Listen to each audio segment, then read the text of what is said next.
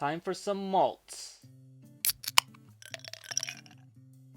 Hey everyone, welcome back to Obscure Cola. I have not one, but two Taiwanese malt drinks. This is by the company TTL, also known as the Taiwan Tobacco and Liquor Company. Yes, a pretty awesome name. I think TTL works out better. So this is two different flavors of malted non-alcoholic drink from this company. There's Monascus malt. Yes, that's a real name, I guess. And also smoked plum malt. Well, I don't know who's smoking who's plum, but that doesn't sound very good. So actually, this is only 2 of 4 total flavors that they do. They also have an original, which is good, I guess. And last but not least, they have Longan and Red Date flavor, which I could not find for sale here. I just saw these two. So anyway, my hands are getting really cold, so let's give them a try. So let's start with the red yeast, aka the Monascus malts. I don't know why it's called Monascus. Is it meniscus? Anyway, Monascus malts. I've actually poured some out and did my Chinese video already, but I'll recreate the sensation of tasting this for the first time. So this one is actually darker than the other one, as you'll see in a second. It looks like a good coffee. Actually looks a lot like the Coke with coffee that I had last month. But the smell is actually kind of interesting. I was trying to place it. There's a whiff of like old beer bottles that you get when you have anything with like yeast stuff in there, like malted drinks. But there's more. In fact, the whiff and a little bit of the taste, it reminds me of like minestrone soup or something. So I don't know, somehow the grains, the barley or whatever it is that's in here, reminds me of like soup, which is not bad. It's got sugar in it. It's not like it's too bad. I think it definitely tastes better than it smells. I'm not a big fan of the smell, but the taste is not that bad. Also because it's like roasted, I guess that's how they, when they malt the drink, they kind of, from what I understand how malting works, you guys probably know better than I, but basically you get the grains wet, and then they start to germinate, and somehow the sugars convert, and it's called maltose or whatever.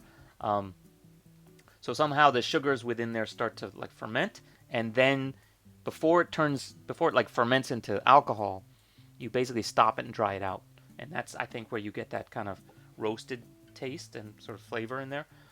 So now let's try the smoked plum one, and this one it actually says in here, I think it has like the sweet and the sour together. Sweet and sour magnetic flavor, I think is what that says. And this one is noticeably lighter, as you can see. So more like a cafe au lait as opposed to a espresso. I don't know what it is. So anyway, also has that minestrone soup kind of smell. But then on top, especially when you're drinking it, not so much when you smell it, you get the plum sauce, plum juice, plum flavoring on top. My plums, beautiful bluish hue. The sun just dancing right off of them, just nice. So I don't think there's actually any real plum juice in here, at least it's not listed as a percentage or anything on the can. But it does also say, I think on both of them, it says best served cold, and it also says it doesn't use any artificial coloring or artificial flavoring, or yeah, I guess that's what it is. So no artificial much of anything, so I guess it's a natural color at least.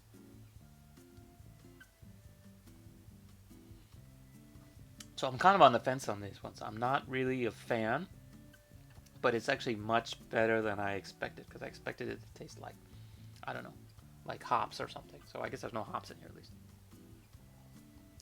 So let me just cut to the chase and talk about the sugar, and then I'll go into my final verdict. So sugar-wise, as you can guess, the one that's sour has less sugar. This has 9.8 grams per 100 milliliters. And this one is, I guess, the yeast somehow makes it more sugary, or there's more sugar added. This one is 10.1 grams per 100 milliliters, which is actually, I mean, basically they're almost the same, a few percent off. But they're both less than a Coke. So a Coke should be something like 10.6. So they're like 5%, and whatever, 8% less sugar than a Coke. So not much more healthy, but maybe definitely not worse. Anything else I want to say about this? This one actually says, so this one says like sweet and sour or whatever, and the other ones say, original flavor, blah, blah, blah. This one says yan shen, which literally means like serious selection. So I don't know what the hell that's supposed to mean. And then that's actually the same as here. This is the red yeast, Hongchu. So, and then in English it says selected Monascus. So I guess Monascus, not meniscus, but Monascus means whatever that red yeast is the scientific name for it or something. I don't know. But it's the selected ones, not just any random red yeast off the street. So yeah, it's got that going for it. So I got that going for me, which is nice. Okay, I have to give my final verdict on this, so I'm going to say the same thing I said on my Chinese review, which was kind of nonsensical. There's not really much to say about this other than I don't really like it, so I'm just going to say TTL malts, don't touch my meniscus, and definitely don't try to smoke my plums, which is kind of dirty, but I had to give the excuse to play that Will Ferrell plum juice clip. I want to bite into that plum and let the juice spill down my chin. Yes, that one. Ha ha ha. Anyway, so that's it for today. See you guys next time here on Obscure Cola. Check out our other videos. I've got ones that are more delicious and more cola than this one. But that's it for today. See you. Bye. Hey, that plum looks good. Can I trade it for your Twinkie? No, these are my plums. Welcome back to Obscure Cola. Today we're going to try Coca-Cola Apple. I'm here with my son in Japan. Just got this at a Family Mart today. Apparently Coca-Cola